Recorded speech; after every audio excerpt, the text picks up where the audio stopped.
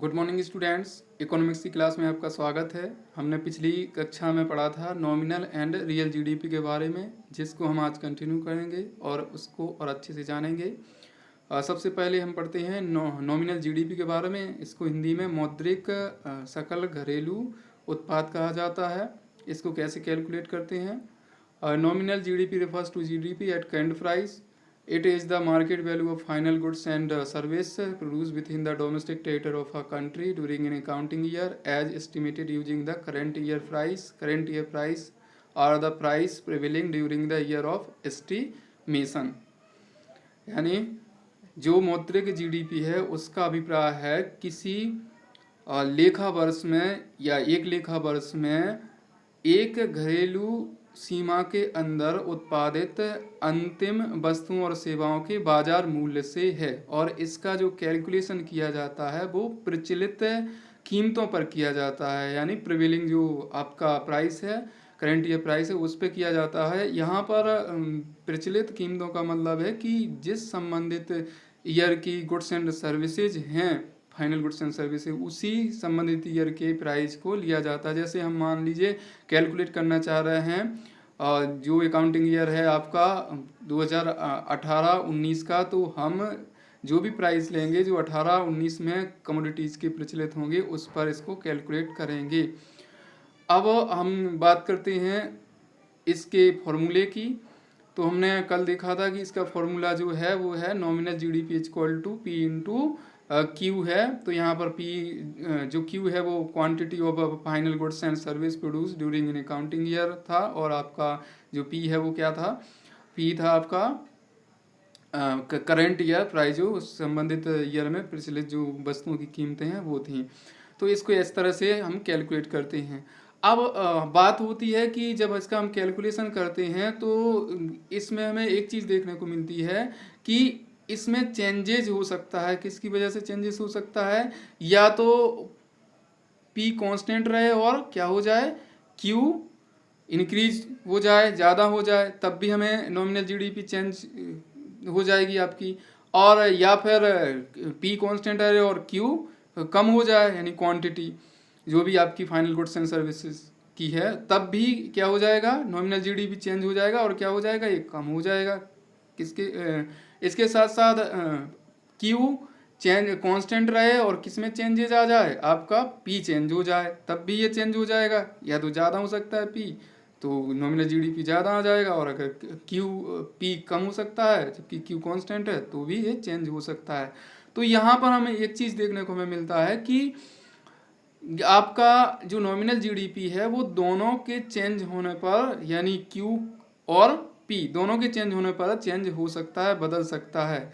इसका कहने का मतलब ये है कि अगर क्यू कांस्टेंट रहे और केवल कीमतों यानी पी में चेंजेस आ जाए, तो मैंने कल बात की थी आपसे कि ये क्या कहलाएगा मनी इल्यूजन, यानी केवल मौद्रिक भ्रम कहलाएगा। क्योंकि इससे वास्तव में जो गुड्स एंड सर्विस का फ्लो है इकोनॉमी में, फाइनल गुड्स एंड सर्विस का, उसमें कोई भी चेंजेस नहीं होगा। केवल किस में चेंजेस हो जाएगा, केवल कीमतों में चेंज हो जाएगा। और अगर वो ज़्यादा हो जाती हैं तो हमें गुड्स और सर्विस तो पहले की ही तरह रहेंगी, लेकिन क्या हमें देखने को मिलेगा, हमें यहाँ पर देखने को मिलेगा कि आपकी कीमतें पहले से ज़्यादा हो जाने की वजह से नॉमिनल जीडीपी का जो अमाउंट देखने को मिल रहा है रुपए के मामले में या मनी के मामले में, वो ज़्यादा मिलेगा। तो ये दोनों से चेंज हो सकता है, क्यू चेंज हो जाए तब भी चेंज हो जाएगा, पी चेंज हो जाएगा तब भी चेंज हो जाएगा, या ये दोनों चेंज हो जाएंगे तब भी इस नॉमिनल जीडीपी में हमें परिवर्तन देखने को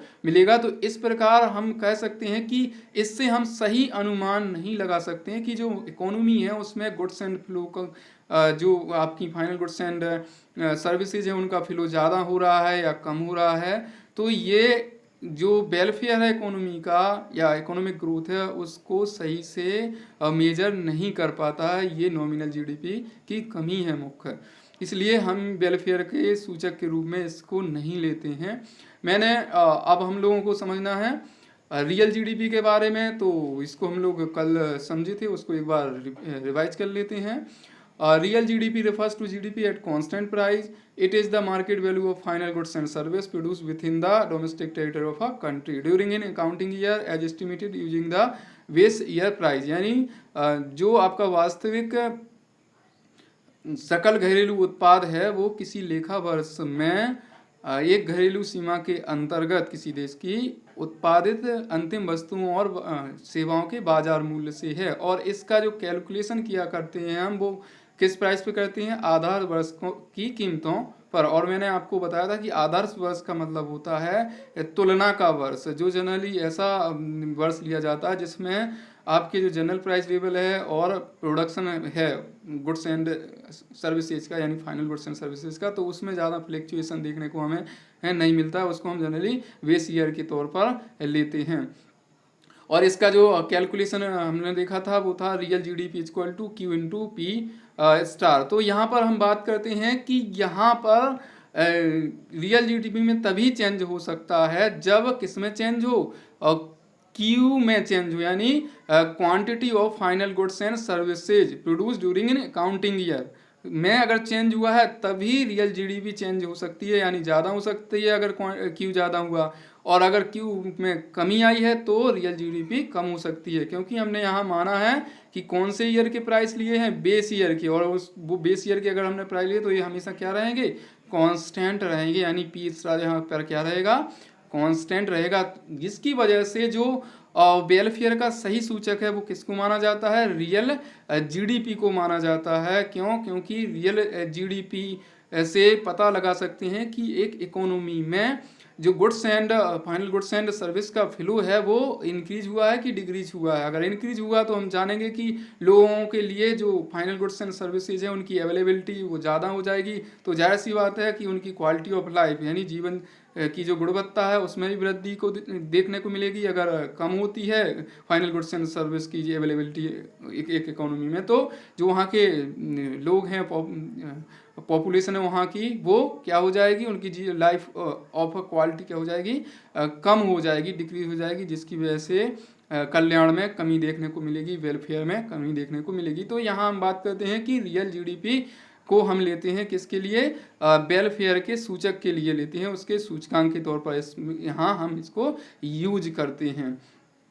एक एग्जाम्पल के माध्यम से मैंने आपको इसको समझाया था कि किस प्रकार से अगर कीमतें बेस ईयर वाली ली जाएं और करेंट ईयर वाली ली जाएं, जबकि प्रोडक्शन किस ईयर का लिया था, हमने करंट ईयर का ही लिया था, और उसके बेसिस पे हमने पता लगाया था कि प्रोडक्शन तो वही है लेकिन हमें देखने को मिला था कि कीमतों में वृद्धि हो जाने की वजह से बेस ईयर की तुलना में किसमें, करंट ईयर में, तो जो वैल्यू आ रही थी आपकी नॉमिनल जीडीपी की वो रियल जीडीपी से ज़्यादा आ रही थी। तो जो जितनी 1100 रुपये के बराबर वैल्यू ज़्यादा आ रही थी वो रियल में क्या थी, एक तरह से मनी इल्यूजन था, यानी मुद्दा भ्रम था। वास्तव में goods and service base year की तुलना में बहुत ज़्यादा नहीं बढ़ी हैं, बल्कि इसमें केवल क्या बढ़ गया है, कीमतें बढ़ जाने की वजह से इसकी जो नॉमिनल जीडीपी है वो बढ़ गई है।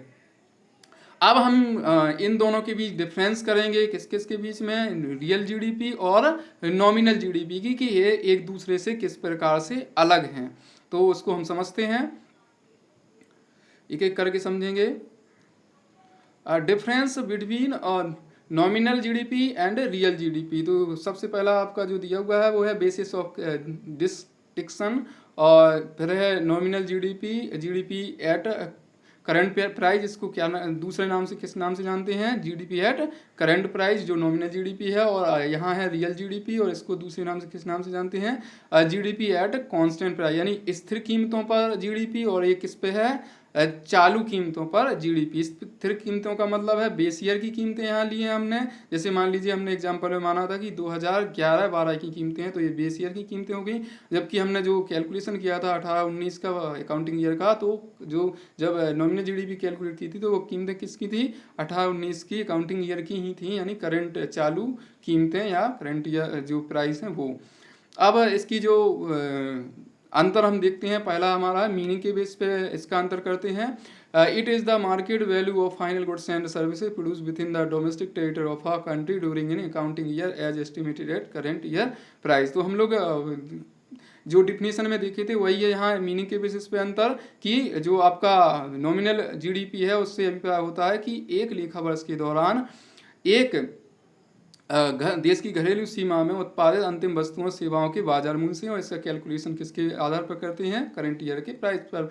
इसी प्रकार आप देखते हैं real GDP, it is the market value of final goods and services produce within the domestic territory of a country during an accounting year as estimated at base year price. तो इसमें जो वास्तविक GDP से अभिप्राय है कि एक लेखा वर्ष के दौरान एक देश की घरेलू सीमा के अंतर्गत उत्पादित अंतिम वस्तुओं और सेवाओं के बाजार मूल्य से है, और जो कैलकुलेट करते हैं किस पे किस आधार पर करते हैं, बेस ईयर की कीमतों के आधार पर हम करते हैं। तो दूसरा जो पॉइंट है हमारा वो है अंतर का, वो है फ्लैक्चुएशन। तो फ्लैक्चुएशन यानी उच्चावाच, तो फ्लैक्चुएट हम देख सकते हैं आपका नॉमिनल जीडीपी में fluctuates due to the fluctuation in the flow of goods and service along with the price. यानी इसमें जो फ्लैक्चुएशन मतलब ज़्यादा या कम हो सकता है, किसकी वजह से ज़्यादा या कम हो सकता है, या तो फ्लो हो जाए किसका ज़्यादा, गुड्स एंड सर्विस का, और इसके साथ साथ या कीमतें भी कम ज़्यादा हो जाए, तो इसमें हमें चेंजेस देखने को मिलेंगी। जबकि रियल जीडीपी में किस तरह से फ्लक्चुएशन होगा, fluctuates due to the fluctuation in the flow of goods and service price remain constant. यानी जो आपका वास्तविक जीडीपी है उसमें कीमतें क्या रहती हैं, स्थिर रहती हैं, जिसकी वजह से इसमें केवल और केवल किससे फ्लक्चुएशन हो सकता है, अगर जो फाइनल गुड्स एंड सर्विसेज हैं उनका फ्लो चेंज हो रहा है, यानी ज़्यादा हो रही तो ज़्यादा हो जाएगा रियल जीडीपी, और अगर कम हो रही तो रियल जीडीपी कम हो रहा है, तो उसमें हमें केवल फाइनल गुड्स एंड सर्विस के जो फ्लो यानी प्रवाह है उससे ही परिवर्तन देखने को मिलेगा, कीमतों से नहीं मिलेगा। आपका अगला जो पॉइंट है वो है कैलकुलेशन। इनका कैलकुलेशन कैसे करते हैं, तो जो आपकी नॉमिनल जीडीपी है it is calculated at current price, यानी इसको हम बाजार कीमतों पर, जो प्रचलित बाजार कीमतें हैं उन पे चालू कीमतों पर करते हैं, जबकि it is calculated at constant price, स्थिर कीमतों पर कैलकुलेट की जाती है आपकी रियल जीडीपी। अगला जो पॉइंट है अंतर का वो है इंडेक्स ऑफ इकोनॉमिक ग्रोथ, यानी इंडेक्स ऑफ इकोनॉमिक ग्रोथ, आर्थिक विकास या वृद्धि का सूचकांक, आर्थिक वृद्धि का सूचकांक के रूप में। तो it is not a real indicator of economic growth. जो आपका नॉमिनल जीडीपी है उसको हम वास्तव में जो आर्थिक वृद्धि हुई है उसका वास्तविक सूचकांक नहीं मानते। क्यों नहीं मानते, मैंने बात की थी कि इसमें दोनों से चेंजेज हो सकता है।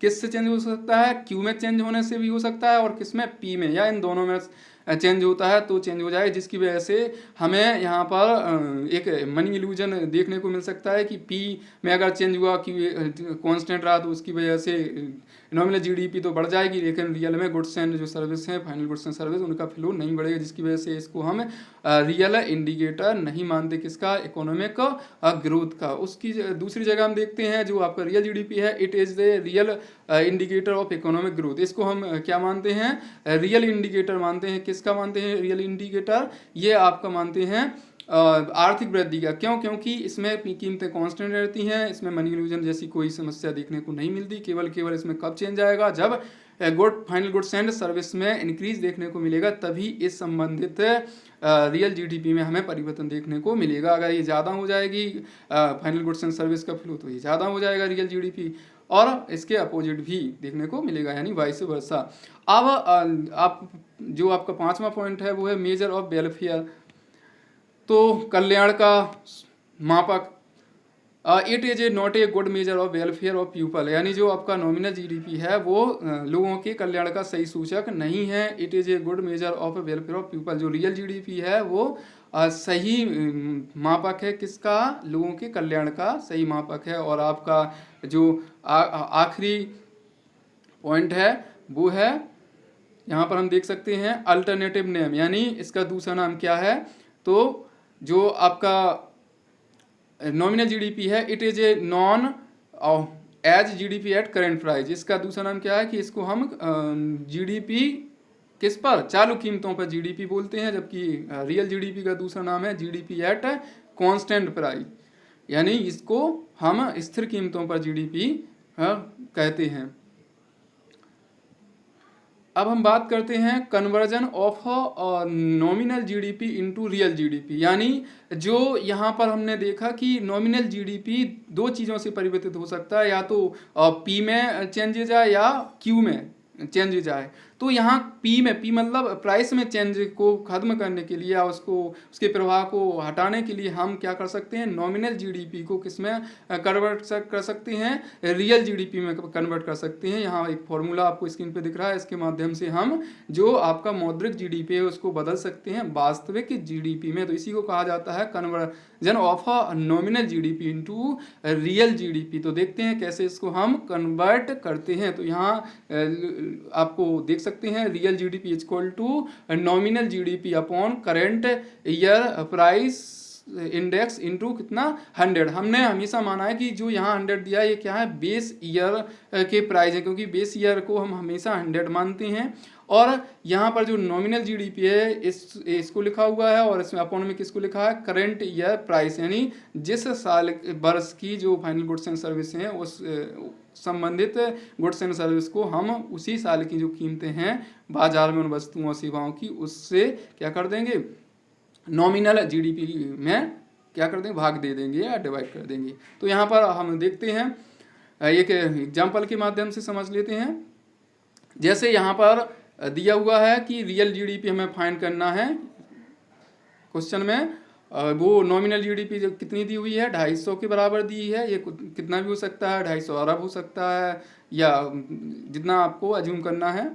और प्राइस इंडेक्स दिया है 125 यानी 125 दिया हुआ है। तो हम इसके माध्यम से क्या कैलकुलेट कर सकते हैं, रियल जीडीपी को कैलकुलेट कर सकते हैं। यानी real GDP equal to nominal GDP upon क्या है, ये है आपका प्राइस इंडेक्स, और ये किस पे है, करंट ईयर पर है प्राइस, और हम किससे इंटू करते हैं, इंटू 100। तो जब हम इसको डिवाइड करेंगे तो ये कितना आएगा, 2 आएगा, और इसका मल्टीप्लाई कर देंगे 100 में, तो कितने के बराबर आ गया, 200 के बराबर आ गया। तो यहाँ पर हमने कन्वर्ट कर लिया किसको, रियल नॉमिनल जीडीपी को किस में, रियल जीडीपी में कन्वर्ट कर लिया है। तो इस प्रकार से हम इनको आपस में कन्वर्ट कर सकते हैं। अब हम बात करते हैं जीडीपी डिप्लीटर। इसको हम क्या कहते हैं, यहाँ पर हमने जो लिया है प्राइस इंडेक्स, वही क्या है, जीडीपी डिप्लीटर ही यहाँ क्या है, प्राइस इंडेक्स है। या तो आप प्राइस इंडेक्स का है या क्या कहें, जीडीपी डिप्लीटर, एक ही चीज़ है। और इसको कैसे कैलकुलेट करते हैं, GDP deflator refer to ratio between nominal GDP and real GDP. जो मौद्रिक आय और वास्तविक आय का रेशियो होता है, अनुपात होता है, वही क्या कहलाता है, जीडीपी डिप्लीटर कहलाता है। और इसका जो फॉर्मूला दिया हुआ है वो हम लोगों ने इसी फॉर्मूले से उत्पन्न किया है। तो इस प्रकार दे सकते हैं, प्राइस इंडेक्स या GDP deflator equal to nominal GDP upon real GDP into 100 के माध्यम से इसको हम पता लगा सकते हैं, यानी प्राइस इंडेक्स को भी पता कर सकते हैं। अब नॉमिनल जीडीपी को भी हम पता कर सकते हैं किसके माध्यम से, अगर आपको प्राइस इंडेक्स दिया हो और इसके साथ साथ रियल जीडीपी दी हो, तो इस तरह से हम इसको कैलकुलेट कर सकते हैं। ये दिया हुआ है आपका nominal GDP equal to real GDP into price index upon 100 के माध्यम से इसको कैलकुलेट कर सकते हैं। तो इसके लिए हमें एग्जाम्पल, आगे जो एग्जाम्पल दिए हैं या क्वेश्चन दिए उनके माध्यम से इसको हम समझते हैं।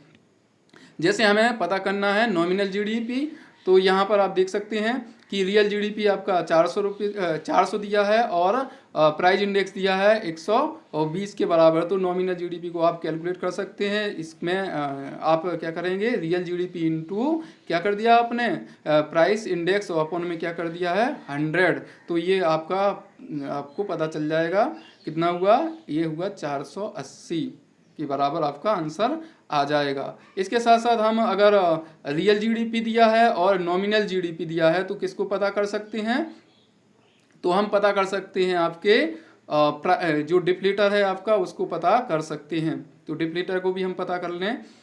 यहाँ पर फाइंड डिप्लीटर प्राइस इंडेक्स, या तो प्राइस इंडेक्स लिखा होगा कीमत सूचकांक, या फिर लिखा होगा डिप्लीटर अपस्थिति कारक। इफ नॉमिनल जीडीपी कितना है, 500 है, और रियल जीडीपी कितना है, 400 है। यहाँ करोड़ में मान सकते हैं कि 500 करोड़ है नॉमिनल जीडीपी और 400 करोड़ क्या है, किसी इकोनॉमी की, काल्पनिक इकोनॉमी की कितना है, 400 करोड़ है रियल जीडीपी। तो इस फॉर्मूले के माध्यम से हम इसको कैलकुलेट कर सकते हैं। नॉमिनल जीडीपी अपॉन क्या कर दिया आपने, रियल जीडीपी, और इनटू का कितने से कर दिया, 100 से। तो ये जो 125 आ गया, ये आपका क्या आ गया, डिप्लीटर या प्राइस इंडेक्स प्राप्त आपको हो गया। तो इस प्रकार हम दे सकते हैं कि इन तीनों ही वैल्यू को, अगर दो वैल्यू दी हुई हैं तो हम पता कर सकते हैं। अब बात करते हैं क्या जो जीडीपी है, यहाँ जीडीपी का मतलब है रियल जीडीपी, ये हमेशा वेलफेयर को सूचित करता है। तो सबसे पहले तो हम इसको समझते हैं कि इसका वेलफेयर से कैसा रिलेशन है। पहले ही हम लोगों ने बात की है कि इसका जनरली पॉजिटिव रिलेशनशिप है। फिर हम देखेंगे कि इसकी लिमिटेशन क्या है, यानी कहाँ तक ये सही इमेज जो स्थिति है उसको दर्शाता है और कहाँ ये नहीं दर्शा पाता है। तो इसको सबसे पहले समझते हैं। GDP at constant price is considered as an index of welfare of the people, यानी जो जीडीपी एट कांस्टेंट प्राइस, इसी को हम क्या कहते हैं, रियल जीडीपी कहते हैं। इसको क्या माना जाता है, इंडेक्स, सूचकांक माना जाता है या सूचक माना जाता है किसका, वेलफेयर ऑफ पीपल, लोगों का कल्याण का। Welfare of a people is measured in the terms of availability of a goods and service पर पर्सन। जो यहाँ पर कल्याण है लोगों का, वो उसको हम जनरली मापते हैं, किसके रूप में मापते हैं, availability of a goods and service पर पर्सन, यानी प्रति व्यक्ति जो उपलब्धता होती है किसकी, गुड्स की और सर्विस की, फाइनल गुड्स की और सर्विस की, उसी को हम क्या मानते हैं, कल्याण की, लोगों का कल्याण उसी से निर्धारित होगा कि जितना ज़्यादा गुड्स एंड सर्विस होगा उतना ही लोगों को वो प्राप्त होंगी और उससे उनका वेलफेयर भी उतना ही ज़्यादा होगा। Increase in real GDP means increase the level of output in the economy, other thing remain constant. अगर अन्य चीज़ें स्थिर रहें तो ये मान के हम चलते हैं कि अगर रियल जीडीपी में वृद्धि हुई है तो उससे क्या चेंज हो जाएगा, आउटपुट क्या हो जाएगा, इकोनॉमी में चेंज हो जाएगा। यानी आउटपुट का यह मतलब है गुड्स, जो real goods, final goods and service हैं वो क्या हो जाएंगी, बढ़ जाएंगी, जिसकी वजह से रियल जीडीपी भी बढ़ जाएगा, आपका आउटपुट भी बढ़ जाएगा। तो यहाँ पर हमने बात की कि वेलफेयर का सीधा संबंध किससे है, रियल जीडीपी की से है, क्योंकि रियल जीडीपी से गुड्स एंड सर्विस की अवेलेबिलिटी लोगों को बढ़ जाती है और उसके माध्यम से उनकी जो क्वालिटी ऑफ लाइफ है उसमें इम्प्रूवमेंट हमें देखने को मिलता है और उसके साथ साथ उनका जो इकोनॉमिक वेलफेयर है वो बढ़ जाता है। यहाँ पर इकोनॉमिक वेलफेयर किसका हिस्सा होता है, सोशल वेलफेयर का, यानी जो सामाजिक कल्याण है उसका एक हिस्सा होता है।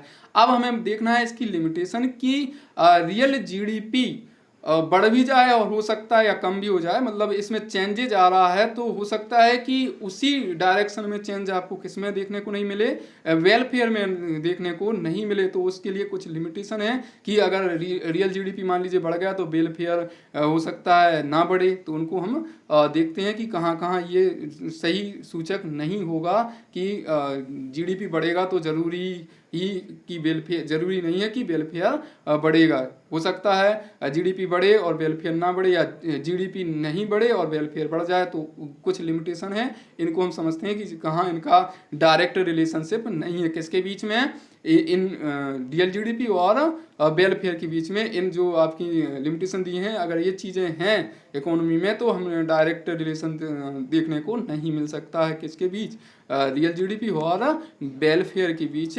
अब हम इनको एक एक करके समझते हैं। सबसे पहले जो लिमिटेशन दिया है, डिस्ट्रीब्यूशन ऑफ जीडीपी इनकम, ये जीडीपी है इनकम, तो इसको हम क्या कर सकते हैं, अनइक्वल डिस्ट्रीब्यूशन ऑफ जीडीपी। तो इसको हम समझते हैं कि ये क्या है, डिस्ट्रीब्यूशन ऑफ जीडीपी, यानी जो सकल घरेलू उत्पाद है उसका इकोनॉमी में आवंटन किस प्रकार से है। तो अगर हम देखते हैं कि जीडीपी मान लीजिए बढ़ जाती है, जीडीपी में ग्रोथ हो जाता है, लेकिन अधिकांश जो जीडीपी का पोर्शन है वो किसके को ही मिल रहा है, अमीरों को ही मिल रहा है, रिच जो पीपल्स हैं उनको ही मिल रहा है, जबकि जो गरीब हैं उनको कोई फ़ायदा नहीं हो रहा है। तो ऐसी स्थिति में अगर रियल जीडीपी बढ़ भी जाता है तो लोगों का वेलफेयर नहीं बढ़ेगा, क्योंकि हो सकता है गरीबों की इनकम थोड़ी कम हो जाए जबकि अमीरों की इनकम बहुत ज़्यादा हो जाए। तो देखने में जो ओवरऑल एस्टिमेशन होगा उसमें रियल जीडीपी तो बढ़ जाएगा, लेकिन जो आपका वेलफेयर है वो नहीं बढ़ेगा। उसकी वजह क्या हो सकता है, कम हो सकता है। तो अगर इकोनॉमी में अनइक्वल डिस्ट्रीब्यूशन हो रहा है या है, तो ऐसी स्थिति में ज़रूरी नहीं है कि जीडीपी बढ़ जाए तो वेलफेयर बढ़ेगा या जीडीपी कम हो जाए तो वेलफेयर कम होगा। इसमें हमें कोई रिलेशनशिप देखने को नहीं मिलेगी। दूसरा है आपका लिमिटेशन, जो कमी है इसकी, वो क्या है, कंपोजिशन ऑफ जीडीपी, यानी जो जीडीपी का कंपोजिशन संरचना है बनावट की, उसमें किस टाइप की गुड्स हैं प्रोड्यूस हो रही है। मान लीजिए जो मादक वस्तुएं हैं, नशा करने वाली गुड्स हैं जैसे शराब वगैरह, अल्कोहल, इनका प्रोडक्शन बहुत ज़्यादा होता है, तो ऐसे में इसकी वजह से रियल जीडीपी क्या हो जाती है आपकी, इंक्रीज हो जाती है। लेकिन जरूरी नहीं है कि इन चीज़ों के बढ़ जाने से लोगों का वेलफेयर इंक्रीज हो, वो क्या हो सकता है, कम हो सकता है। क्योंकि अगर ज़्यादा लोग नशा करेंगे सोसाइटी में तो उनका जो लिविंग स्टैंडर्ड है वो बढ़ने की जगह क्या हो सकता है, कम हो सकता है। तो अगर कम पोजीशन ऑफ जीडीपी भी इस तरह का है कि वो जो समाज के लिए हानिकारक वस्तुएं हैं उनका ज़्यादा प्रोडक्शन है उसमें, और जो ज़रूरी वस्तुएं हैं, नेसेसिटीज़ वाली गुड्स हैं, उनका कम प्रोडक्शन है, तो ऐसी स्थिति में ज़रूरी नहीं है कि रियल जीडीपी और वेलफेयर में पॉजिटिव रिलेशनशिप देखने को मिलेगा, या ये एक ही सेम डायरेक्शन में चेंज होंगे। ये अपोजिट भी हो सकते हैं, या एक दूसरे से कोई रिलेशन भी इनका नहीं हो सकता। अगला जो आपका लिमिटेशन है वो है नॉन मॉनेटरी एक्सचेंज। इकोनॉमी में आप देख सकते हैं कि कुछ जगह आपको गैर मौद्रिक विनिमय देखने को मिलता है, वस्तु विनिमय जिसे हम कहते हैं।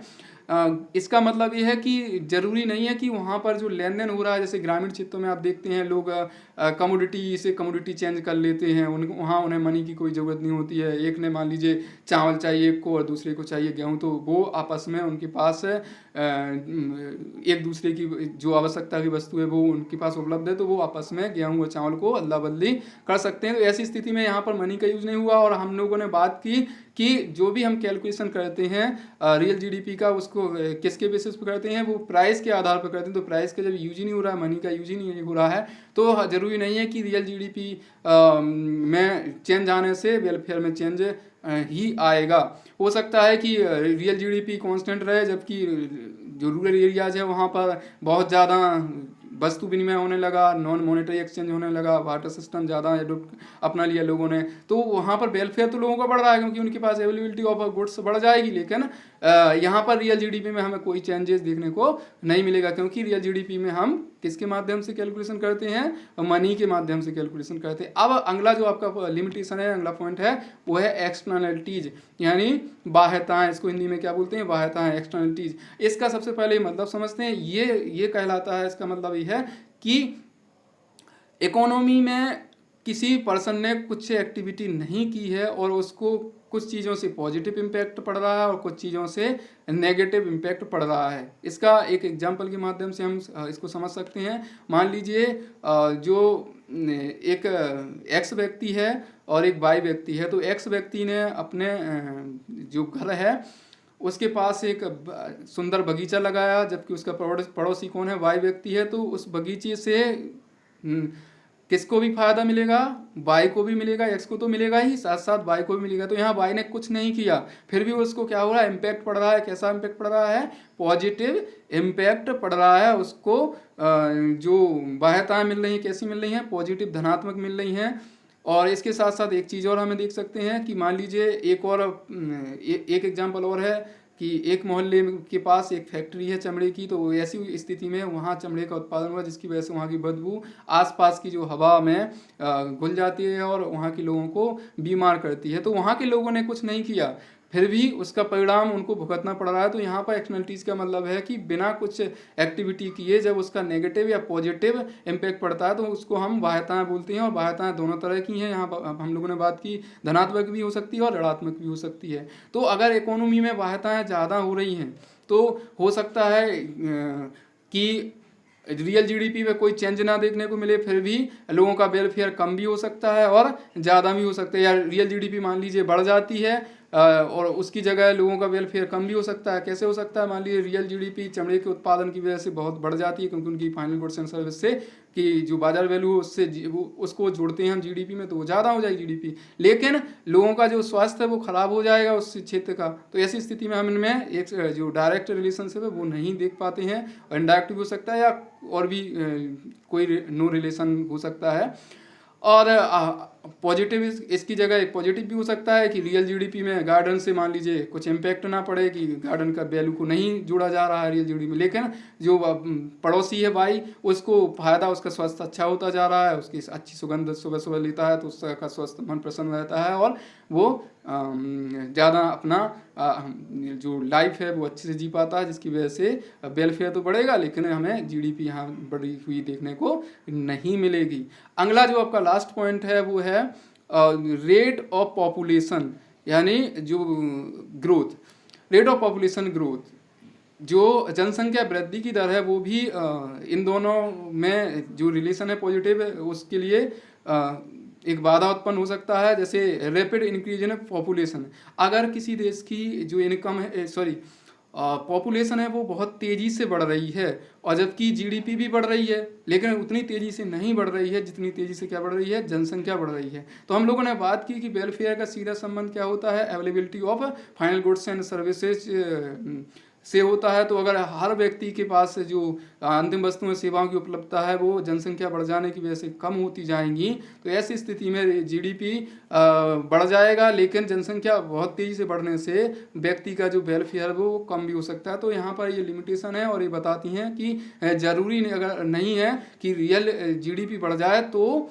क्या बढ़ सकता है, वेलफेयर। तो हमने जनरली रिलेशनशिप देखा कि अगर जो अदर कंडीशन है वो क्या है, कांस्टेंट है, ये चीज़ें नहीं हैं, तो डायरेक्ट रिलेशनशिप हमें इनमें देखने को मिलता है, यानी रियल जीडीपी और वेलफेयर में। लेकिन अगर ये चीज़ें, ये कंडीशन कहाँ पर उपलब्ध हैं, इकोनॉमी में उपलब्ध हैं, तो जो रिलेशनशिप है किसके बीच में, रियल जीडीपी और आपका वेलफेयर, उसको हमें देखने को वो नहीं मिल सकता है।